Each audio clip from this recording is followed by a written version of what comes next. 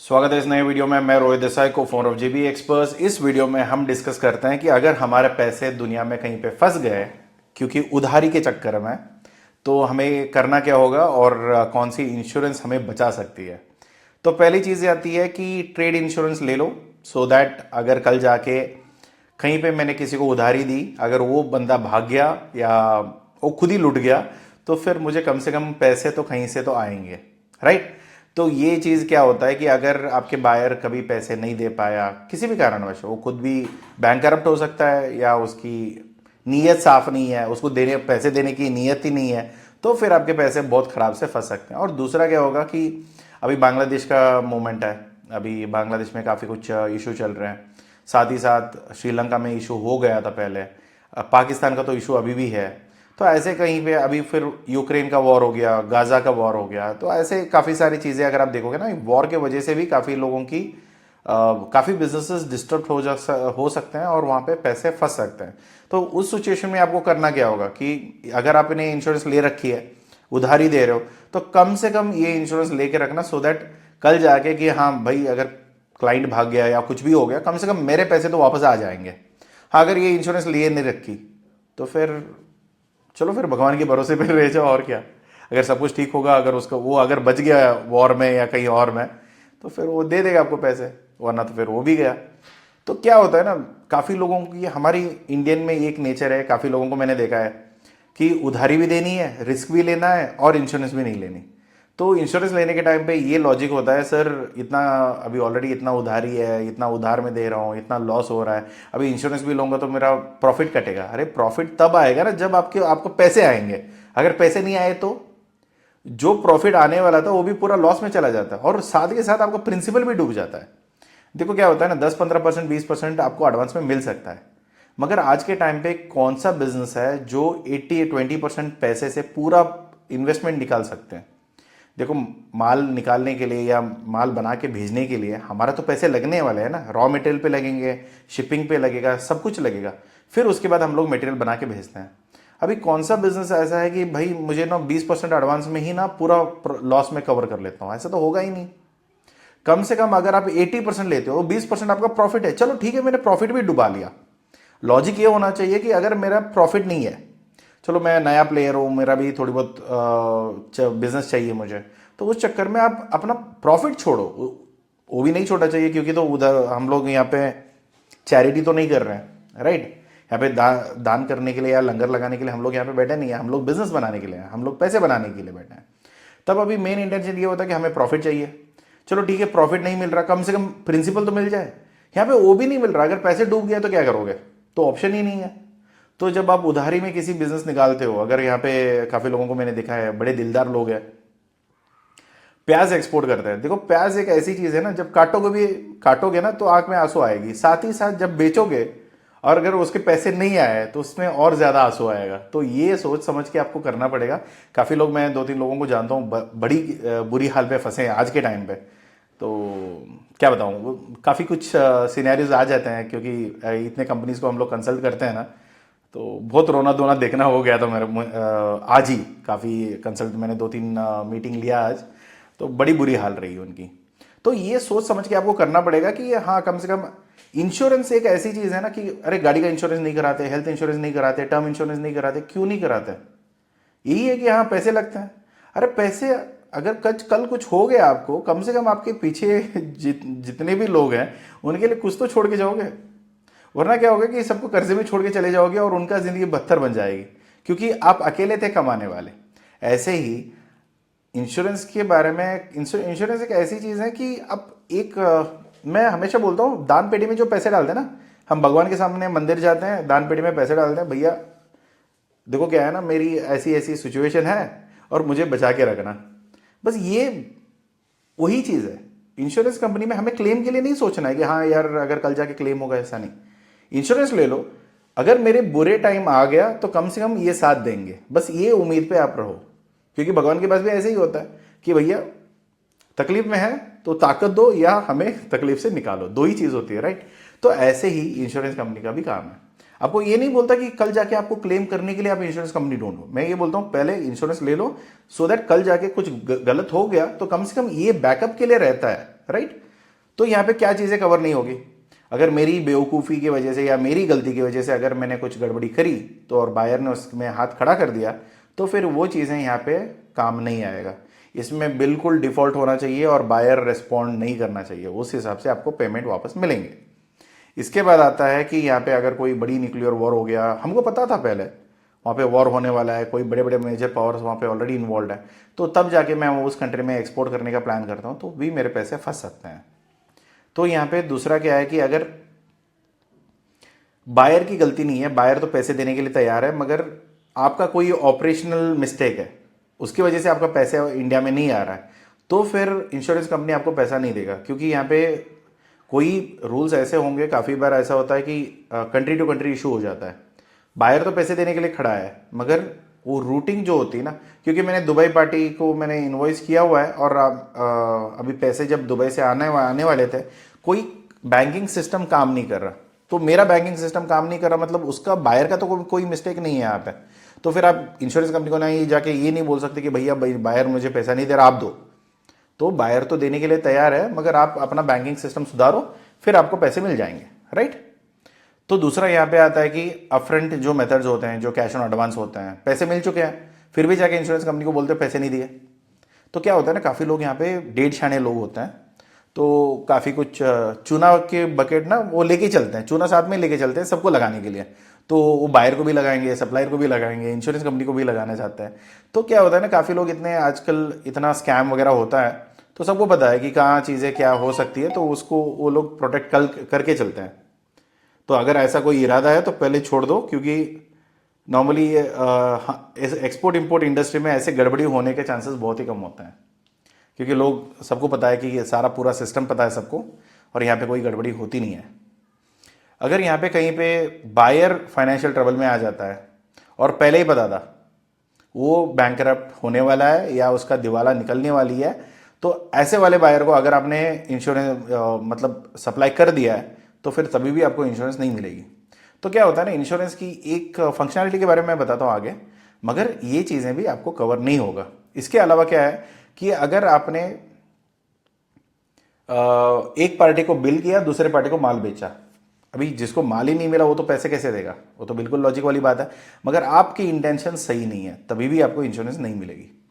अगर यहाँ पे क्या होगा कि बायर मेरा भाई का कंपनी है, मैंने मेरे भाई के कंपनी को बेचा और मेरा भाई के कंपनी ने हाथ खड़ा किया कि वो बैंकरप्ट डिक्लेयर कर दिया, कि एंड ऑफ द डे वो तो मेरा ही कंपनी था, वो मेरा ही तो भाई था। तो इंश्योरेंस कंपनी को पता चल जाता है कि कौन ओनर था, क्या है, क्या बैकग्राउंड है, क्या नहीं है। अगर आप इंटेंशनली स्कैम करके पैसा कमाना चाहते हो, क्योंकि क्या है ना कि अभी मैं माल भेजूंगा, मेरा भाई उधर भेजेगा, फिर उसको थोड़ा प्रॉफिट मिलेगा, फिर वो मुझे पैसे भेजेगा, हमारा थोड़ा प्रॉफिट होगा। इससे अच्छा हम लोग क्या करते हैं, दोनों भाई मिलके, नहीं यार हम लोग ना इंश्योरेंस लेते हैं और अच्छा खासा प्रॉफिट छोड़ सिर्फ इंश्योरेंस के पैसे से खेल लेंगे, तो बैंकरप्सी डिक्लेयर करते चलो। तो ऐसे करके भी आपके पैसे आने के कमाने के तरीके होते हैं। काफ़ी बार ऐसे स्कैम सुनते हो ना कि मार्केट में ऐसे स्कैम चल गया, वो क्या स्कैम चल गया, ऐसे वाले लोग भी हैं यहाँ पे। तो इंश्योरेंस कंपनी भी बहुत कुछ ध्यान में रखता है कि हाँ ऐसे वाले लोग ना मिले, क्योंकि क्या होता है ना, ये end of the day insurance का पैसे भी पब्लिक के पैसे होते हैं, क्योंकि ज़्यादातर पब्लिक लिस्टेड कंपनीज ही है, राइट। तो यहाँ पे अगर शिपमेंट में अगर बायर का पहले ही थोड़ी खराबी चल रही है और इंश्योरेंस कंपनी ने मना कर रखा है इस बायर के लिए, उन्होंने बायर चेक करा हुआ है और पहले ही उसका सारा चेक बाउंस हो गया या उसका क्रेडिबिलिटी नहीं है, उस बायर को आपको उन्होंने मना किया, फिर भी आपने एक्सपोर्ट किया, तो वहाँ पे भी इंश्योरेंस कंपनी की जिम्मेदारी नहीं बनती है। अभी चोर को आप मटेरियल दे रहे हो तो फिर वो तो कल लेके भागने वाला ही है ना, तो उसको नहीं कर सकते कुछ। इसके बाद अगर एजेंसीज, जो क्रेडिट एजेंसीज हैं, अगर उन्होंने बिल्कुल मना कर रखा है ऐसे कंपनी के साथ आपको काम नहीं करना है, फिर भी आपने ऑर्डर के चक्कर में आपने कर दिया, फिर उसकी इंश्योरेंस आपको नहीं मिलने वाली। इसमें क्या होता है कि 12 महीने तक आप रिटर्न में दे दो, या जब 30 दिन में, या इंश्योरेंस कंपनी जब भी आपको डिक्लेयर करेगी तब आपको उसको करना पड़ेगा। मगर ये चीज़ें क्या होती है, जब भी आपका कोई भी ट्रांजैक्शन गड़बड़ा जाता है, मान के चलो 30 दिन का उधार ही दिया, 31st डे पेमेंट नहीं आया, 15 दिन और निकल गए पेमेंट नहीं आया, तो फिर आपको इंश्योरेंस कंपनी को बताना पड़ेगा कि भैया ये पेमेंट आ नहीं रहा है और ये सारे कम्युनिकेशन मैं कर रहा हूँ, मगर वो कंपनी अभी उठ गया या वहाँ पे एग्जिस्ट ही नहीं करता, वो भाग गया। तो फिर आप इंश्योरेंस कंपनी के जाके कंप्लेंट कर सकते हो। एक पूरी क्लेम की एक प्रोसीजर होती है। कोई भी इंश्योरेंस कंपनी का पॉलिसी ले लो, उनका एक प्रॉपर सेपरेट होता है, क्योंकि एक कंपनी का पॉलिसी और दूसरे कंपनी की पॉलिसी क्लेम में ना फर्क होते हैं। तो प्लीज़ मेक श्योर करना कि कोई भी पॉलिसी किसी भी कंपनी से लो, उनका जानकारी पहले ले लेना। क्लेम कैसे करना है, क्या डॉक्यूमेंट्स लगेगी, रूटिंग कैसी होगी डॉक्यूमेंट्स की, ये सारी चीज़ें पहले ही समझ के फिर पानी में उतरना पड़े, कि ऐसा ना हो कि कल दिक्कत आ गया, फिर इंश्योरेंस कंपनी पे भी हाथ खड़ा कर दिया, बायर ने भी हाथ खड़ा कर दिया। यार ये तो ऐसी बात हो गई जहाँ पे मैं बायर से तो पेमेंट आना तो था नहीं, और इन लोगों को मैंने पैसे देके मुझे बचाने के लिए बोला था और इन्होंने भी हाथ खड़ा कर दिया। अभी हम लोग अपने नसीब को कोसते हैं। तो इस सिचुएशन में आने से अच्छा आप पहले समझ के सब कुछ कर लोगे ना, तो ये आपके लिए बेहतर है। तो यहाँ पे एक डॉक्यूमेंट्स क्या क्या चाहिए होगा, आपने अगर सारे डॉक्यूमेंट्स प्रॉपरली किए होंगे तो फिर ये आपके लिए फ़ायदा रहेगा। अगर आपकी यहाँ पे कोई भी कमी डॉक्यूमेंट कमी है, सेल अग्रीमेंट ही नहीं है, क्यों सेल अग्रीमेंट नहीं है, वो तो मेन डॉक्यूमेंट है, वो भी नहीं है। बीएल बैंक थ्रू रूटिंग करना था, बैंक से मैंने कुछ करा ही नहीं, मैंने सारे डॉक्यूमेंट मैंने खुद भेज दिए, वो भी दिक्कत हो सकता है। तो ये सारी चीज़ें आपको ध्यान में रखना है कि कौन सी इंश्योरेंस कंपनी से काम कर रहे हो और उनका क्या प्रोसीजर्स है और उनका क्या रूल्स है, उसके अकॉर्डिंगली आपको काम करना पड़ेगा। ऐसे मुंह उठा के कुछ भी कर देंगे और इंश्योरेंस कंपनी आपको पैसा दे देगा, ये गलत फैमिली में अगर आप रह गए तो फिर आपके पैसे कभी नहीं आने वाले।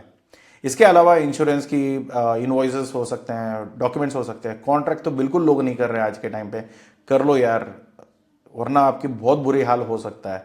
फिर यहाँ पे कम्युनिकेशंस विद द बायर, आपके व्हाट्सएप मैसेज ना लीगल कम्युनिकेशन नहीं है। आपको सारे जो भी होगा पहले दिन से, जिस दिन की इंक्वायरी आई उस दिन से लेके अभी तक का सारा ईमेल ट्रेल आपको प्रिंट आउट निकाल के रखना पड़ेगा, सो दैट कल अगर कोई गड़बड़ी हुई तो ये सारी चीज़ें आपने क्लैरिफिकेशन के लिए, आपके इंश्योरेंस कंपनी को मनाने के लिए ये सारे डॉक्यूमेंट्स देने पड़ेंगे, इतना ध्यान रखिए। फिर इसके बाद आता है कि बैंक इन्वॉल्वमेंट। तो बैंक की यहाँ पे ज़्यादातर रोल आता नहीं है, सिर्फ एक कोरियर कंपनी के जैसा काम करता है। अगर कोई कंपनी ये चाहता है कि आप डॉक्यूमेंट्स डायरेक्टली ना भेजो, बैंक थ्रू भेजो, तो फिर आपको बैंक को as a courier company use करना है। सारा डॉक्यूमेंट ले लिया, बैंक को दे दिया, बैंक को बोला कि भैया उसका ये बैंक है, वहाँ पे जाके ये कोरियर पहुँचा दो, तो फिर बैंक कोरियर चार्जेस आपसे लेके वो मटेरियल डॉक्यूमेंट्स वहाँ पे पहुँचा देगा। मगर कोई पेमेंट का गारंटी बैंक वगैरह कुछ नहीं लेगा, ये एलसी ऑपरेशन नहीं है, ये सिर्फ आपको कोरियर करके दे देगा बस।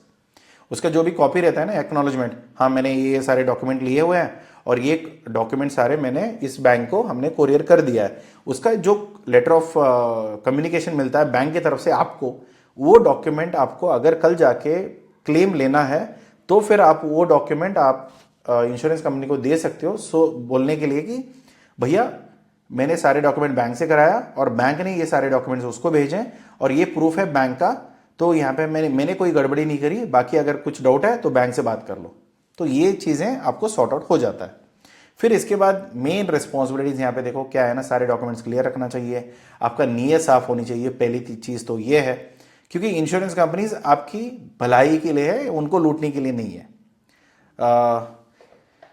प्रोमिनेंटली यहाँ पे क्या होता है कि अगर कोई क्वेरीज है तो प्लीज़ इंश्योरेंस कंपनी से बात कर लीजिए, बैंक को बता के रखिए कि क्या हो रहा है क्या नहीं हो रहा है। फिर बाद में अगर कोई लीगल इश्यूज आ जाती है कि कहीं पे फंस जाते हैं, हम तो यही हमारी पूरी लीगल टीम है, अगर कोई ज़रूरत पड़ती है तो प्लीज़ हमसे बात करिए, हम लोग आपकी मदद करने के लिए ट्राई करते हैं। इसके अलावा कौन सी इंश्योरेंस कंपनीज है जो आपके लिए इंश्योरेंस देते हैं? एक तो पहली है गवर्नमेंट की कंपनी ईसीजीसी, जो एक्सपोर्ट के लिए बनी हुई है, ऐसा नहीं कि किसी और चीज़ के लिए बना हुआ है उससे हम कुछ और करा रहे हैं, ये कंपनी ही बनाई है इंश्योरेंस के लिए, और वो भी एक्सपोर्ट, उसका नाम पे ईसीजीसी जो है ना, वो नाम ही वो इसका एक्सपोर्ट के लिए है। तो फिर उस कंपनी का मेन इंटेंशन है कि हमें, अगर हम एक्सपोर्ट कर रहे हैं तो फिर हमारे लिए ये बैकअप का काम करता है, उधारी में आपको करना है तो करो, हम लोग आपको इंश्योरेंस दे रहे हैं। तो ये चीज़ ईसीजीसी का मेन क्राइटेरिया है। इसके वेबसाइट पे भी जाएंगे, ऐसा नहीं कि यहीं पे हमारी वीडियो एंड हो रहा है, ये कंपनी भी आपको अच्छा खासा इंश्योरेंस देता है। तो पॉजिटिव नेगेटिव दोनों है यहाँ पे, कोई मेरा कोई फेवरेट कंपनीज यहाँ पे नहीं है, मैं इन लोगों से डील करता हूँ क्योंकि हम भी एक्सपोर्ट में हैं, तो काफ़ी कुछ चीज़ें हद तक हम लोग यहाँ पे इन्वॉल्व करते हैं। तो फिर आता है टाटा AIG, फिर आता है HDFC, फिर आता है अलायंस। सो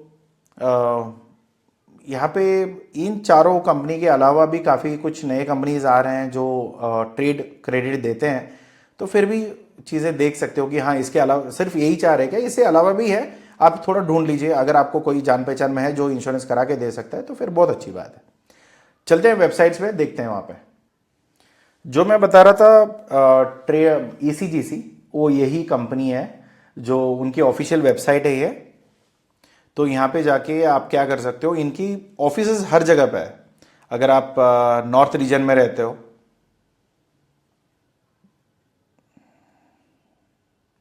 चलो गलती इनकी नहीं है, ये तो गवर्नमेंट वेबसाइट है, हम लोग थोड़ी बहुत उम्मीद तो इतना ही कर ही सकते हैं। जब हमें चाहिए होगा तब वेबसाइट नहीं खुलता है, जब उसको चाहिए होगा तब खुल जाता है, ठीक। तो अगर आप भुवनेश्वर में हो, ईस्ट रीजन में, तो भुवनेश्वर, गुवाहाटी, कोलकाता, रायपुर। अगर नॉर्थ रीजन है, आगरा है, चंडीगढ़ है, फरीदाबाद, गुरुग्राम, जयपुर, जालंधर, जोधपुर, कानपुर, यहाँ पे सारे अगर आप देखोगे ना, न्यू दिल्ली, वेस्ट बंगाल, तो ये सारी चीज़ें यहाँ पे है। साउथ रीजन में चेन्नई में है, कोयम्बतूर, करूर, मदुरई, सेलम, तिरुपति, तुतुकुरिन, बेंगलोर। बेंगलोर में तो वो ट्रिनिटी के पास ही है ये, राजेश टावर्स। गुंटूर, हैदराबाद, कोच्चि, मंगलोर, विशाखापट्टनम, अहमदाबाद, बांद्रा, इंदौर, नागपुर, पुणे, राजकोट, सूरत, ठाणे। ये इनकी ब्रांचेस ऐसा नहीं है कि कहीं पे किसी रीजन में है नहीं, क्योंकि ये गवर्नमेंट का ऑफिस है, तो गवर्नमेंट की उनके लिए कोई ऐसा कोई दिक्कत नहीं आती है कि यहाँ पे इनके हेड ऑफिस भी है, ब्रांच ऑफिस भी है, रीजनल ऑफिस भी, आप प्रॉपर्ली चेक कर सकते हो। ये खुल जाते हैं ऐसे, कभी कभी कभी तो दिक्कत देते हैं, चलो ठीक है, आज उनको दिक्कत देने का सीज़न है, ठीक। तो यहाँ पे आप क्या कर सकते हो कि एक तो टोल फ्री नंबर है, तो यहाँ पे बात करो, ये नंबर पे बात करके आप इनसे काम कर सकते हो। मैं कोई किसी की इंश्योरेंस कंपनी को प्रमोट नहीं कर रहा हूँ, दोबारा मैं बोल रहा हूँ, ये सारी चीज़ें अपनी दिमाग यूज़ करके आप काम करना पड़ेगा। यहाँ पे डूज एंड डोंट्स हैं, तो पहली चीज़ ये देख लेना कि डोंट्स कौन सी है। डूज ठीक है, कर सकते हैं, मगर डोंट्स कौन सी है वो देख लेना कि कहीं पे आपकी कोई इंश्योरेंस कंपनीज में या जब भी आप काम करते हो, पहले ये देख लेना कि भैया आप किस हालत पे आप हमें इंश्योरेंस नहीं देते हो, ये पहले बता दो, सो दैट हम उसमें जान लेंगे कि हमारी उसमें नेसेसरी कवर होगी या नहीं होगी। उसके अकॉर्डिंगली आप बाद में चीज़ें देख सकते हो। यहाँ पे इनकी प्रोडक्ट्स एंड सर्विसेज हैं। मेन चीज़ तो इनका यही है कि मेन यहाँ पे जो हमारी शिपमेंट्स होती है तो उसी का कंसाइनमेंट्स ये देते हैं। यहाँ पे जो भी अमेंडमेंट्स है, डॉक्यूमेंटेशंस की पूरी प्रोसेस यहाँ पे पूरी है। यहाँ पे ये लोगों का स्लोगन भी यहाँ पे लिखा हुआ था, अभी शायद हटा दिया इन लोगों ने। अब पैसे की चिंता मत करो, आप सिर्फ एक्सपोर्ट करो, पैसे की चिंता हम करेंगे, ऐसे कुछ लिखा हुआ था, तो शायद पता नहीं, ठीक है। तो यहाँ पे देख लीजिए, तो ये सारे इंश्योरेंस कॉपीज़ हैं यहाँ पे। आप यहाँ पे ज़्यादातर अगर आप क्लिक भी करोगे तो यहाँ पे डॉक्यूमेंट आपको मिल जाएगी। इसमें मेन चीज़ यही रहेगा कि एलिजिबिलिटी क्राइटेरिया क्या है, सुटेबिलिटी किसको ये सूट करेगा, ये पॉलिसी का क्या चीज़ है, इसका स्कोप क्या है, पीरियड कितना टाइम के लिए इंश्योरेंस आपको मिलेगा, फिर इसमें रिस्क क्या क्या कवर होगा। कमर्शियल रिस्क है, कमर्शियल रिस्क मतलब बायर का रिस्क, जो जिसके पैसे हमें नहीं मिलेंगे। पॉलिटिकल रिस्क भी कवर्ड है कि अगर कल कोई वॉर हो गया या कहीं पे कोई दंगा फसाद हो गई तो उसका भी कवर यहाँ पे मिल जाएगा। फिर यहाँ पे आएगा एलसी का, अगर ओपन बैंक रिस्क है तो वहाँ पे भी अगर बैंक भी डूब जाता है, एलसी आपने खोल रखा है मगर बैंक का रिस्क है, वो भी यहाँ पे कवर होता है। कितनी परसेंटेज तक आपका पैसे यहाँ पे मिलेंगे, देखो यहाँ पे 90% कवर हो रहा है, ठीक है। तो आपको दिमाग दौड़ाना पड़ेगा कि भैया अगर 90% अगर मुझे इंश्योरेंस कंपनी देने के लिए तैयार है तो मुझे कितना परसेंटेज का मुझे कवर के लेना है। कम से कम 20% का एडवांस लो और 90% आपका यहाँ पे कवर हो रहा है, तो कम से कम 110% का आप लोग थोड़ा बहुत मोटा मोटा चल रहे हो। हाँ, काफ़ी बार ऐसा होगा कि यार इंश्योरेंस कंपनी भी बोल देता है कि भैया आपने तो 20% लिया हुआ है तो हम लोग यहाँ पे 70% आपको देंगे। ये भी चीज़ें हैं। अभी देखो कुछ नहीं आ रहा, उससे अच्छा कम से कम इतना तो आ रहा है। और आपका दिमाग होना चाहिए कि भैया कम से कम आपका 20 या 10% तो मार्जिन लेके चलो, क्योंकि अगर 90% आ रहा है तो कम से कम आपका प्रिंसिपल आ रहा है।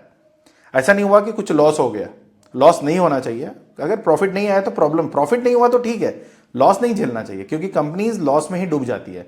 तो ये चीज़ें देख लीजिए, क्योंकि कल ही मेरे दोस्त से मेरी बात हो रही थी और बातचीत में हमें यही पता चला कि यार बहुत बड़े प्लेयर थे एक्सपोर्ट में, अच्छा खासा उनकी एक्सपोर्ट बड़ी अच्छी खासी चल रही थी, और काफ़ी टाइम के बाद ना वो बोरिया बिस्तर बांध के वो गांव चले गए। ऐसा क्यों होता है? मैंने बोला यार कुछ गड़बड़ी की होगी, पैसे डूब गए होंगे। क्योंकि क्या होता है ना, हमारी क्षमता आज के टाइम पे, अगर प्रॉफिट नहीं आया फिर भी झेल सकते हैं। अगर थोड़ी बहुत कहीं पे 1-2% का भी कहीं पे ऊपर नीचे होता है तो हम लोग झेल सकते हैं। मगर पूरा 100% का 100% अगर पैसा डूब गया, इंक्लूडिंग प्रिंसिपल, आज के टाइम पे वो कंटेनर का क्या वैल्यू है, मेरा क्षमता कितनी है, मेरे घर के खर्चे कितने हैं, अभी अगर ऐसे लॉस में अगर आप अटकोगे ना तो उभरने के लिए ना कुछ लोगों को होता है काफ़ी मुश्किल से, कुछ लोगों को तो पहले खत्म हो जाता है और पूरी फैमिली आपका स्ट्रेस में आ जाता है। क्योंकि देखो क्या है ना, ये दो धारी तलवार है। आपको मैं हमेशा बोलता हूँ एक्सपोर्ट इंपोर्ट बिजनेस में सब कुछ सिस्टमेटिक है अगर आप फॉलो करोगे। अगर आपने कहीं पे भी थोड़ी भी चूक कर दी ना गलती से भी, तो फिर गया, इसमें कुछ नहीं कर सकते हो आप। यहाँ पे इंपॉर्टेंट ऑब्लिगेशंस फॉर एक्सपोर्टर जो है वो देख लीजिए, क्योंकि ये हर एक पॉलिसी डिपेंड करेगा। मैं ये नहीं बोलता हूँ कि ये सारे रूल्स एंड रेगुलेशन सारे कंपनीज के लिए सेम रहेंगे, ये सिर्फ इस कंपनी के लिए और इस पॉलिसी के अंदर ये रूल्स एंड रेगुलेशंस यहाँ पे है। तो हर एक चीज़ प्रॉपरली पढ़ लीजिए। एलसी का वारंटी, ओके,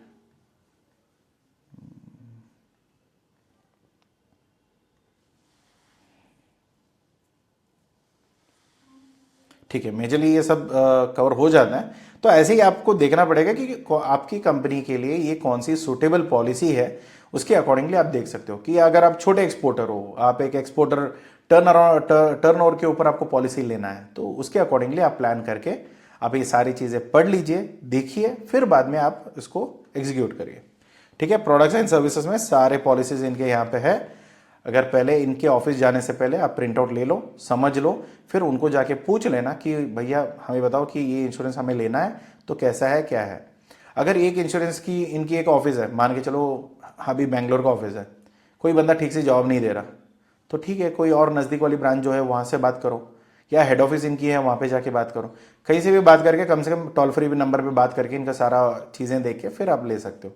और इनकी यहाँ पे काफ़ी सारे मीटिंग्स वो करते हैं, नाम के लिए करते हैं या सच में करते हैं, वो देख लेना। यहाँ पे देखिए इनकी हर दिन का इनका वेबिनार्स होता है, राइट। यहाँ पे तो लिखा है, करते हैं या नहीं करते हैं ये तो आपको करने के बाद ही पता चलेगा। आप देखो, अगर कल के कल या परसों तरसों जब भी आपको टाइम मिलेगा, अगर ये टाइम में अगर आप अवेलेबल हो तो एक बार ये मीटिंग अटेंड करके एक बार चेक कर लेना कि हाँ सच में ये लोग करते हैं या नहीं करते हैं।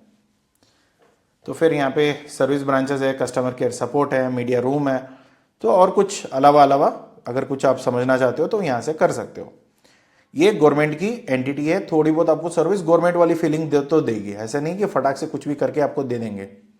बहुत प्रोसेस होते हैं, बहुत एसओपीज होती है, जो जायज़ भी है नाजायज़ भी है, तो काफ़ी कुछ चीज़ें ये लोग गड़बड़ कर देते हैं, तो देख लीजिए, तो रहने में तो वो अच्छी बात है। इसके अलावा आता है टाटा एआईजी, जो हम लोग नॉर्मली काम करते हैं जिनके साथ। इसमें ये फेवरेटिज्म नहीं है कि हाँ इनसे ही काम करना है, आप जिससे चाहिए काम कर सकते हो। बट एक चीज़ ध्यान में रखना कि प्राइवेट कंपनीज थोड़ी बहुत जल्दी काम करती है और साथ ही साथ यहाँ पे कोई बैकअप नहीं होता है, रूल्स एंड रेगुलेशन सबका रहता है। यहाँ पे कोई थोड़ी बहुत कर देते हैं ये लोग, तो देख लीजिए कि कौन सा इनका अगेन पॉलिसी कौन सी है, मेरे लिए है या नहीं है, ये लोग कवर कर रहे हैं, जो चीज़ मुझे चाहिए वो कवर हो रहा है या नहीं हो रहा है। ऐसा नहीं बोलना कि कल रोहित ने बोला कि रोहित ने बोला कि हाँ ये पॉलिसी लेना है तो मैंने ले लिया। अंधाधुंध किसी पे भरोसा मत करो, मेरे पे भी मत करो।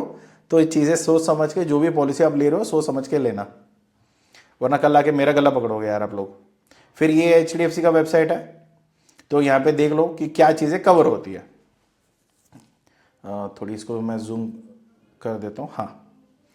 तो यहाँ पे आप देख सकते हो कि क्या पॉलिसीज़ हैं, क्या चीज़ें कवर हो रही है। अगर देखो, अगर ये कंपनी बायर उठ गया या उसका बैंकरप्सी उसने डिक्लेयर कर दी, तो फिर आपका काम आएगा। अगर उसने जानबूझ के, कि किसी का नियत ही खराब है, तो क्या कर सकते हो आप? आपको पहले पता नहीं था, आपने उधारी दे दी, अभी वो उसका नियत ही नहीं है पैसा देने का, उसने सारा नंबर आपका ब्लॉक कर दिया, उसने नंबर चेंज कर दी, ईमेल आईडी रिस्पॉन्ड नहीं कर रहा, तो आपके तो पैसे फंस गए। तब आप क्या करोगे? तो फिर ये चीज़ें इंश्योरेंस कंपनी कवर कर लेगी। और उसके अलावा कोई और चीज़ें हैं जो आपके हाथ में या मेरे हाथ में नहीं है, तो वो चीज़ें भी यहाँ पे कवर हो जाता है। तो इसमें मेन आपको देखना पड़ेगा कि क्या चीज़ें कवर नहीं होती है। ज़्यादातर वही है कि आपकी खुद की कहीं पेनल्टीज है, डैमेजेस है, आपके बीच में कोई डिस्प्यूट है, आपने क्वालिटी कुछ गलत भेजा हुआ है, ऐसा कुछ है तो फिर वो चीज़ें यहाँ पे आपको देखना पड़ेगा। कि इसलिए मैं बोलता हूँ कि ये डिस्प्यूट आना नहीं चाहिए, क्वालिटी डिस्प्यूट तो पहले ही नहीं आना चाहिए, क्योंकि इंश्योरेंस कंपनी भी हाथ खड़ा करता है। क्वालिटी डिस्प्यूट ऐसी चीज़ है जो आपको एक छोटी सी इंस्पेक्शन अगर आप करा दोगे ना, पहले प्री शिपमेंट और पोस्ट शिपमेंट अगर आप करा देते हो, तो आपको कभी इंस्पेक्शन हो जाती है तो फिर ये दिक्कत तो कभी नहीं आएगी कि भैया अगर वो बायर बोलता भी है कि मैंने गलत माल भेजा है, अरे यार इंश्योरेंस यहाँ पे मैंने इंस्पेक्शन करा के भेजा है आपको, तो ये सारा सर्टिफिकेट है। अभी काफ़ी बार ये लोग क्या करते हैं ना, इनकी जिनकी नीयत सी ठीक नहीं होती है, वो तो बड़े अच्छे बोलते हैं कि सर ये अरे फालतू का खर्चा है, मत करो, आपका पैसे बच जाएगा। अबे क्या है ना, जो भी कंटेनर में एक फूटी कौड़ी भी जा रही है वो पैसे मेरे बायर ही देगा, ये तो 100% गारंटीड है।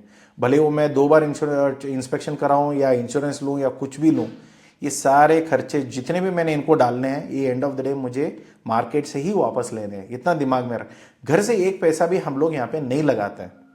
देखो क्या होगा कि यहाँ पे मैंने 10,000 लगाया, ठीक है, मान के चलो इंश्योरेंस कंपनी का मैंने 10,000 रुपये का इंश्योरेंस लिया। अभी 10,000 में मैं 10 शिपमेंट करता हूँ, तो हर एक शिपमेंट के सामने मेरा 1,000 तो वसूली होनी चाहिए। ऐसा तो नहीं बोलूँगा कि एक ही पूरा 10,000 एक ही कंटेनर में डाल दो क्योंकि बायर भाग जाएगा। तो कम से कम जितना खर्चा है उसको आप डिवाइड करके आप अपना खर्चा निकालते हो, क्योंकि एंड ऑफ द डे आप इस बिजनेस में उनके लिए हो, आपके लिए नहीं हो।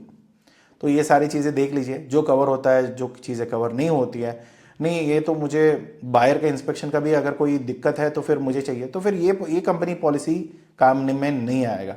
अगर कोई डिस्प्यूट है वो तक अगर इंश्योरेंस कंपनी रिजॉल्व करना है आपके लिए, तो फिर ये इंश्योरेंस कंपनी वो नहीं करेगा। तो फिर वो चीज़ें रहेगी, क्या चीज़ें कवर्ड है, क्या चीज़ें कवर्ड नहीं है, फिर क्या उसका प्रोसेस है। और सब लोग ना स्टार्टिंग में ना बहुत अच्छे तरीके से बात करते हैं, ये ध्यान में रखना। मीठी बातें जब तक आपसे प्रीमियम नहीं लिया जाता तब तक आपसे बहुत अच्छी प्यार से बात होगी, चाय भी ऑफर करेंगे। जब आप क्लेम करने जाओगे तब पता चलेगा कि आपके चप्पल कितने स्ट्रांग है, क्योंकि इतना घुमाते हैं ना, पूछो मत। फिर आता है अलायंस कंपनी, ये बाहर की कंपनी है, तो यहाँ पे भी आप देख सकते हो। अगर आपको ऐसे चैन से बैठना है ना तो फिर इंश्योरेंस लेके ही चलो। यहाँ पे उनके और क्रेडिट मैनेजमेंट टूल्स हैं, आप उसमें भी चेक कर सकते हो, एक बार देख ही लेते हैं।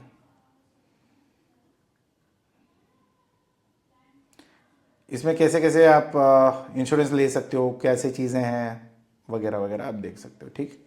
तो यहाँ पे देखो कि इनके यहाँ पे काम कैसे करता है। एक तो पहली चीज़, जब भी आप कोई इंश्योरेंस लेना चाहते हो, आप उसके कस्टमर की जो भी है वो डिटेल्स उनको दोगे। अरे सर ये बायर्स लेके चले जाएंगे, तो अरे इंश्योरेंस कंपनी है, वो एक्सपोर्ट कंपनी, आपके कॉम्पिटिटर थोड़ी ना है। आप उसको पूरा डिटेल्स दो, तो फिर वो क्या करते हैं, उसकी क्रेडिट वर्दीनेस चेक करते हैं, उसकी औकात कितनी है, वो है भी या नहीं, उसका औकात भी तो है भी या नहीं कि आपका उधारी लेने के लिए। आप 2 करोड़ का उधारी दे रहे हो, उसका औकात 10 रुपये का भी नहीं है, तो फिर 2 करोड़ का पैसा कहाँ से देगा वो। तो आपको भी सोच समझ के करना पड़ेगा कि उधारी ऐसे नहीं कि सबको बांटते घूम रहे हो, क्योंकि पैसे लिमिटेड होते हैं, किसी के पास भी हो एक हद तक लिमिटेड ही रहते हैं। फिर उसके बाद आता है कि क्रेडिट लिमिट कैलकुलेटर। एक बार उसका औकात पता चल गया, मुझे पता चल गया कि उसको 2 लाख या 10 लाख का लिमिट उसका औकात है। अभी उसके बाद क्या करता है कि इंश्योरेंस कंपनी एक लिमिट डाल के देता है कि हाँ उसका औकात इतना है, इतना हद तक आप उसको एक्सपोर्ट कर सकते हो। नहीं सर मुझे तो अभी इंश्योरेंस कंपनी बोलता है 2 लाख का लिमिट है, आप बोलते हो नहीं सर मुझे तो मेरा शिपमेंट तो 10 लाख के नीचे जा ही नहीं सकता, 10 लाख करना है तो कर लो, अगर डूब गया पैसे कल हम तो सिर्फ 2 लाख देंगे, बाकी पैसे आपके ऊपर है, हमें कोई लेना देना नहीं है उस चीज़ से। अगर इतना रिस्क लेके काम करना है तो फिर कर लो। नहीं भाई अभी जब तक वो एडवांस, देखो सर उसको भी, बायर को भी बोल सकते हो, देखो सर ऐसा है कि मेरा इंश्योरेंस कंपनी इतना कवर तो नहीं कर रहा है, आप उधारी चाहते हो ठीक है मैं देने के लिए तैयार हूँ, मगर मेरी इंश्योरेंस कंपनी इतना लिमिट देता नहीं है, तो मैं आपको LCL कर सकता हूँ, क्योंकि FCL तो 8 लाख 10 लाख का है, अभी 2 लाख का ही लिमिट मिला है, तो मैं आपको लेस देन कंटेनर लोड देता हूँ, आप 4-5 बार कर लो, आपको हम पे ऊपर भरोसा आ गया और हमें आपके ऊपर भरोसा आ गया, तब हम लोग 10 लाख का कर लेंगे। मगर कभी नहीं करना है, बोलना ऐसा ही है मगर करना नहीं है, क्योंकि कल जाके, क्योंकि क्या होता है ना, भरोसा जीतने के लिए ना 5-10 कंटेनर अच्छे खासी चली जाती है, साल भर 2 साल तक बिजनेस अच्छा चलता है। जिस दिन आपने भरोसे पे आके कॉन्फिडेंस इतना बूस्ट हो जाता है ना, ओवर कॉन्फिडेंस हो जाती है कभी कभी, तो फिर जब आपने दिया तो ऐसे उतारेगा वो बाटली में, तो कभी बाहर नहीं आओगे आप। तो उतना ध्यान में रख लेना, ठीक है। फिर उसके बाद आता है बिजनेस। बाकी जो जैसे है वैसे ही चलेगा, उसमें कोई दिक्कत नहीं आएगी, आप जो शिपमेंट करते रहोगे। इसमें एक आता है इंश्योरेंस में ना, एक टर्नओवर बेसिस पे भी आता है, एक आता है केस टू केस बेसिस पे। अभी एक बायर के साथ मुझे 4-5 शिपमेंट जाना है, ये लोग क्या बोलते हैं, आप 2 लाख का ना, जैसे ही 2 लाख का भेजा, पेमेंट आया, फिर 2 लाख का भेजो, उसी इंश्योरेंस पॉलिसी में सब कुछ कवर्ड है। प्रोसेस आपको सेम रहेगा, इंश्योरेंस वही रहेगी, प्रीमियम एक बार देना है और आपका सारा इंश्योरेंस कवर हो रहता है। अगर जिस दिन अभी आपने भेजा पैसे नहीं आए, तब आप इंश्योरेंस कंपनी को बताओगे कि भैया देखो मैंने 6 शिपमेंट किया, 6 के 6 पेमेंट आए, ये 7वें वाले में ना पैसे फंस गए मेरे, अभी आप मुझे पैसे दो। तो फिर वो लोग चेक करेंगे कि भैया आपकी तो पहले गलती है कि नहीं, क्योंकि क्या है ना, इंश्योरेंस कंपनी भी बिजनेस है, जैसे बैंक भी एक बिजनेस है, हम भी बिजनेसमैन है और इंश्योरेंस कंपनी भी बिजनेस है। आप कभी ये नहीं बोल सकते कि हाँ इंश्योरेंस कंपनी हमारे लिए बैठा है, हमारे लिए कोई नहीं बैठता, ठीक है। तो हमारे ये इंश्योरेंस कंपनी क्या होता है, इनको तो सिर्फ प्रीमियम से प्यार होता है, क्योंकि 100 जगह से प्रीमियम लेंगे, अगर किसी 1-2 लोगों का पैसा डूब गया तो 10 लोगों या जो 100 लोगों से उन्होंने इकट्ठा किया उसमें से थोड़ा बहुत आपको देंगे। तो ये उनका मेन रहता है। अभी जो भी पॉलिसीज आ रहे हैं उसको सबको अप्रूव करते जाएंगे तो पागल कहलाएंगे, राइट। तो उनका बिजनेस मॉडल वो है नहीं। तो फिर वो क्या करते हैं कि आपकी गलती ढूंढना शुरू करते हैं कि भैया ये कैसे भी करके ये पॉलिसी कैंसिल करें, मतलब इसको देना। अगर आपने कहीं पे भी लूप होल छोड़ रखा है तो आपका पैसे फंस सकता है, आपकी इंश्योरेंस क्लेम नहीं होगी। वो सब सीधा बोल देंगे सर देखो क्या है ना, यहाँ पे रूल्स में ना छोटे छोटे अक्षरों में जो लिखा गया है ना, ये आपको फंसाने के लिए लिखा गया है, और अगर यहाँ पे आपने फंस चुके हैं कि ये गलती आपको नहीं करनी थी, आपने कर दिया, तो इसके वजह से हम लोग आपको पैसे नहीं देंगे। काफ़ी बार ये होता है ना कि एक मूवी था एक्ट ऑफ गॉड का, जो OMG है, ओ माई गॉड, हाँ। तो ओ माई गॉड के मूवी में एक्ट ऑफ गॉड का था कि दुकान का इंश्योरेंस उसने करा रखा और पूरा भूकंप आके उसका दुकान डूब गया, फिर बाद में उसके पैसे अटक गए। तो ऐसे चीज़ें सिर्फ मूवी में नहीं होते, रियल लाइफ में भी होता है। तो आपको सोच समझ के करना पड़ेगा कि यहाँ पे कोई ऐसा एक्ट तो नहीं लिखा है जहाँ पे मैं फंस सकता हूँ। तो ये चीज़ें पहले समझ लो, फिर बाद में रिस्क समझो, फिर उस कंपनी के साथ काम करना जो आपके साथ ठीक से काम कर सकता है, या लगता है कि हाँ ये लोग ठीक से काम कर लेंगे। तो करेगा या नहीं करेगा तभी पता चलेगा जब आप करोगे, राइट। तो एक तो यहाँ पे हो गया। फिर इसके ऊपर ट्रेड लिमिट अपडेट्स होते हैं। अभी देखो इसका एक औकात हो गया, इसके ऊपर एक लिमिट दे दिया, इसके साथ आपका रेगुलर बिजनेस चल रहा है। फिर उसके बाद कभी कभी क्या होता है, इनका लिमिट रिवाइज होता है, बोलते हैं हाँ ये तो बायर अच्छा है, ये तो नया बायर था तो इसलिए हमने उतना लिमिट नहीं दिया था। अभी रोहित भाई आप क्या करो ना, जब आप एक्सपोर्ट कर रहे हो, अभी हम लोग 5 लाख का लिमिट देते हैं, तब आप क्या करोगे, जब एक्सपोर्ट 2-2 लाख का टुकड़ों में आप कर रहे थे ना, तो अभी 5 लाख का एक शिपमेंट भेजना शुरू कर सकते हो। फिर ऐसे ही करते रहोगे तो फिर 10 लाख का भी लिमिट देंगे तो 10 लाख का भी आप एक्सपोर्ट कर सकते हो।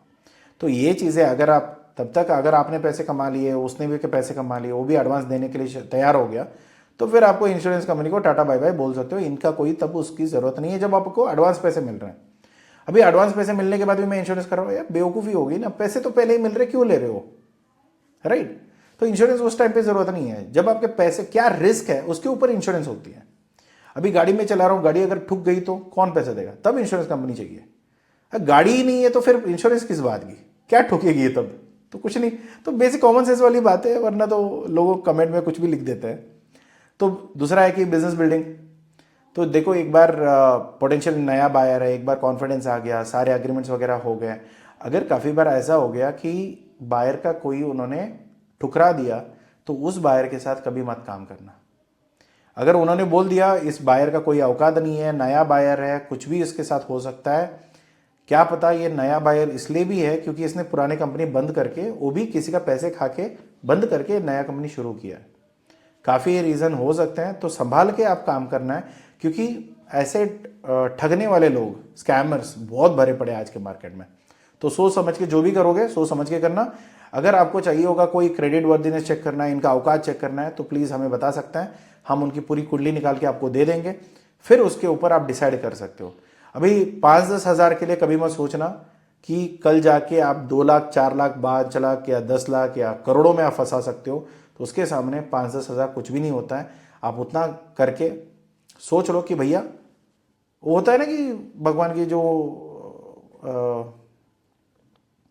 हुंडी में हम लोग पैसे डालते हैं कि बचा के रखो, तो ऐसी वाली सीन है कि हाँ भाई देखो इसको, अगर ठीक है तो बता देना, अगर ठीक नहीं है तो भी बता देना, हम लोग इसको काम नहीं करेंगे। तो ये वाली चीज़ों में थोड़ा विश्वास रखोगे तो ज़्यादा लंबा आप बिजनेस में टिक सकते हो।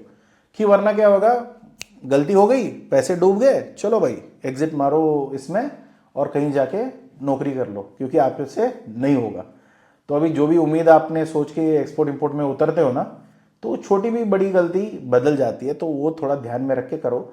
अगर नहीं आता है तो प्रोफेशनल्स हमारे जैसे मार्केट में है तो प्लीज़ पूछ लीजिए, मेरी टीम तो पूरी खड़ी है आपकी मदद के लिए, जैसे भी चाहिए होगा, लीगल हो, कंप्लायंसेस हो, बायर्स हो, बिजनेस डेवलपमेंट हो, ट्रेनिंग हो, जो चाहिए हमसे पूछ सकते हो, हमसे करवा सकते हो, उसमें कोई दिक्कत आपको आएगी नहीं। ठीक, तो यहाँ पे पूरा देख लीजिए क्यों चाहिए। एक तो production, peace of mind, competitiveness, funding. क्योंकि कॉम्पिटिटिवनेस बहुत बड़ी चीज़ होती है जब अगर आप एडवांस में किसी को, मतलब एडवांस ही नहीं मांग रहे हो, आप बोलते हो उधारी के लिए छोड़ रहे हो, आपके पास ऑर्डर्स तो बहुत आ जाएंगे। अगर वो बायर का लेने का औकात है और इंश्योरेंस कंपनी उसको कवर कर रहा है, तो आप तो आपके कॉम्पिटिटर के सामने बहुत अच्छा खेल सकते हो। कि बड़े कंपनीज तो एडवांस के बिना काम नहीं करते हैं और छोटे कंपनीज के पास हैसियत नहीं होती है। तो आप एक ऐसे प्लेयर हो जिसके पास पैसे तो है मगर रिस्क लेने के लिए औकात नहीं है, तब आप क्या करते हो, इंश्योरेंस कंपनी को बैकअप पे रखते हो और ट्रेड करना शुरू करते हो। तो आप इन दोनों के बीच वाले जो प्लेयर बनते हो ना, यहाँ पे पैसे अच्छे खासे आप कमा सकते हो। हाँ, गड़बड़ी हो गई तो इंश्योरेंस कंपनी का पूरा प्रोसेस आप फॉलो कर रहे हो और यहाँ पे कहीं गड़बड़ी आपका नहीं हो रहा है, तो फिर आप अच्छा खासा लंबा बिजनेस खेल सकते हो। जब पैसे इकट्ठा होना शुरू होते हैं तो फिर उसको आप दोबारा री इन्वेस्ट करके आप कंपनी बड़ा कर सकते हो। दूसरा आता है फंडिंग का इश्यूज नहीं होनी चाहिए। फिर यहाँ पे प्रॉफिटेबिलिटी, कैश फ्लो, जब पैसे आ रहे हैं जा रहे हैं ना, कोई भी बैंक आपको आगे से जाके पैसा देगा। आज अगर आप जाओगे ना बिजनेस प्लान लेके, तो थोड़ी बहुत कंपनीज या बैंक वाले थोड़ी बहुत इज्जत दे के बिठा के बात कर लेंगे, वरना ये ज़्यादातर कंपनीज या बैंक्स करते नहीं है। आपका अच्छा खासा कैश फ्लो चल रहा है तो आपको कोई दिक्कत नहीं है, आपको कोई भी बैंक लोन दे देगा या क्रेडिट लोन दे देगा या पोस्ट या प्री शिपमेंट लोन दे देगा, उसमें कोई दिक्कत नहीं आएगी। तो ये आपको क्या है ना, एक साल ढंग से अगर आपने एक्सपोर्ट कर दिया और लंबा गेम खेलने के लिए आपने यहाँ पे मार्केट में आए हो, तो उसमें कोई दिक्कत नहीं आएगी। अगर इसमें कहीं पे भी दिक्कत आती है तो हमसे बात कर सकते हो, हम मदद कर देंगे आपकी। तो ये चीज़ें हो सकती है। इसके ऊपर आपको जो भी फैसिलिटेशन चाहिए बड़े बनने के लिए, वो सारे सपोर्ट्स मार्केट में अवेलेबल है, वो देख के आप प्लान आउट कर सकते हो। यहाँ पे चीज़ें देख लीजिए कैसा होगा क्या होगा।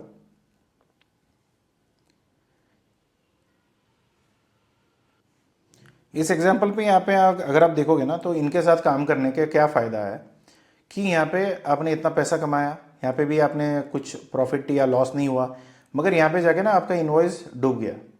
मगर इनके साथ अगर आप आओगे ना, तो इनके पास इंफॉर्मेशन होते हैं, तो डिटेल्स होती है। यहाँ पे अगर जो लॉस होने वाला था उसको आप छोड़ देते हो तो ऑटोमेटिकली आपके पैसे बच जाते हैं। यहाँ पे आपको ऐसा नहीं होगा कि आप यहाँ पे ये सोच के मत आना कि कल मेरा पैसा डूबेगा तो ये लोग देंगे। 99% ऐसा होगा, आपको डूबने से पहले ही बचा लेंगे, क्योंकि इनके पास सारे क्रेडिबिलिटीज होते हैं, इनके पास सारे क्रेडिट वर्दीनेस होते हैं और इनकी कंट्री के हिसाब से, बायर के हिसाब से, उसके टर्नओवर के हिसाब से सारे इंफॉर्मेशन इनके पास पड़े हुए होते हैं। तो पहले इनके पास चेक कर लो क्रेडिट लिमिट है कितना है, क्या है, ट्रांजैक्शन लिमिट कितना तक कवर कर सकते हैं, उसके हिसाब से। देखो क्या होता है ना, काफ़ी लोग आज के टाइम पे जितने भी एक्सपोर्टर्स हैं खुश हो जाते हैं कि इंक्वायरी आ गई। इंक्वायरी आना इंपॉर्टेंट नहीं है, इंक्वायरी के साथ उसका क्रेडिट लिमिट होना चाहिए। अभी बायर आ गया, ठीक है, बहुत अच्छी बात है, कंग्रेचुलेशंस, मगर उसका बैकग्राउंड चेक करो, वरना क्या होगा कि बायर को, जिसको आप बायर बोल रहे हो, वो शैतान निकलेगा, वो रावण वाली सीन हो जाएगी। हाँ जी गुरुजी बोल के हम लोग पैर पड़ने जाते हैं, फिर वो रावण निकलता है, फिर उठा ले जाता है, यहाँ पे हमारे पैसे उठा ले जाएंगे, राइट। तो ये सारी चीज़ें आपको ध्यान में रखना है, फिर आपको काम करना है। तो प्लीज़ उस हिसाब से आप अपना बिजनेस मैनेज करिए। काफ़ी इंश्योरेंसेस कंपनी एक चीज़ को ज़्यादातर मांगती है या देखता है, वो है डंस नंबर। तो ये काफ़ी बार क्या होता है, एक सर्टिफिकेट जैसी होती है जो 9 डिजिट का नंबर्स होते हैं। ये अगर DNB कंपनी की नंबर्स होती है, जो इनकी क्रेडिट रिपोर्ट्स वगैरह होते हैं, तो अगर ये इनका क्रेडिट वर्दीनेस है, अगर इनके पास डेंस नंबर है, तो कोई भी पॉलिसी वाली कंपनी जो है ना, वो लिखित में देते हैं कि अगर उनका डेंस नंबर है तो अपडेट कर दीजिए, तो हम लोग उनका चेक कर देते हैं। तो ये यहाँ पे DNB का नंबर अगर मिल जाता है तो उनका क्रेडिट वर्दीनेस उनके इंश्योरेंस कंपनीज के पास ऑलरेडी होता है, तो वो चेक करके फिर आपको बता देंगे कि ये कंपनी ठीक है, कर सकते हैं और इनका इतना हैसियत है, इतना बड़ा कंपनी है, इतना टाइम से वो कर रहे हैं और उनकी अच्छी खासी रिकॉर्ड है। अगर रिकॉर्ड नहीं है तो फिर वो बोलेंगे कि भैया इसके हाथ जोड़ के मना कर दो, अगर वो एडवांस देते हैं तो ही काम करना, वरना छोड़ दो। अभी देखो उनको अगर उनको क्रेडिट उधारी चाहिए, अभी उधारी तो नहीं मिलेगी क्योंकि इंश्योरेंस कंपनी ने मना कर दिया। इसका मतलब ये नहीं कि आप सीधा जाके उसको बोलोगे हम लोग आपसे काम नहीं करेंगे। देखो सर क्या है ना, हम लोग आपको उधारी तो नहीं दे सकते क्योंकि मेरी इंश्योरेंस कंपनी उसको लिए मना कर रहा है, बट आप अगर काम करना चाहते हो मैं 1-2% आपको डिस्काउंट देने के लिए तैयार हूँ, क्योंकि मैं प्रॉफिट कम करने के लिए तैयार हूँ, मगर कम से कम आप एक काम करो, आप मुझे एडवांस दे के काम करो, वरना तो नहीं हो पाएगी। तो इतना बोलने के बाद अगर उसके नीयत साफ है, उसके पास पैसे हैं तो वो कर लेगा। अगर वो आप ही के पैसे से वो अपना धंधा चलाना चाहता है तो फिर रहने दो, क्या कर सकता है, राइट। तो ऐसे करके ओवरऑल आप अपना बिजनेस स्ट्रैटेजी बना सकते हो। अगर कोई भी डाउट है, कोई भी चीज़ें आपको समझ में नहीं आया, या ऐसा कोई सिचुएशन है जो जिसमें मैंने अभी एक्सप्लेन नहीं किया, आप फंस चुके हो या आप फंस सकते हो, तो प्लीज़ कमेंट बॉक्स यूज़ करिए, बात करिए। अगर आपको पर्सनल कंसल्टेशन या डिजिटल कंसल्टेशन चाहिए होगा तो प्लीज़ ऑफिस के नंबर पे कॉल करिए, जो आपको डिस्क्रिप्शन में मिल जाएगा। इसके अलावा और कोई मदद चाहिए बायर फाइंडिंग में, डेटाज में, डील क्लोजिंग में, पूरी एक्सपोर्ट मैनेजमेंट सर्विसेज में, या इंपोर्ट मैनेजमेंट सर्विस चाहिए होगी पूरी, मतलब आप मटेरियल पैक करके रखो, उसके बाद बायर लेके आने से लेके नेगोशिएट करने से, अग्रीमेंट करने से, फिर फाइनेंशियल रिस्क मैनेजमेंट करने से, सारी चीज़ें मेरी टीम करेगी आपके लिए। अगर आप ये सर्विस चाहते हो तो प्लीज़ हमें कांटेक्ट करिए, पूरी डिटेल्स लीजिए, फिर उसके बाद अगर आपको ठीक लगता है तो काम करना शुरू करिए। तो मिलते हैं अगले वीडियो में। Thank you so much for watching this. अगर लाइक नहीं किया तो लाइक करिए, सब्सक्राइब नहीं किया तो सब्सक्राइब करिए। Take care, bye bye.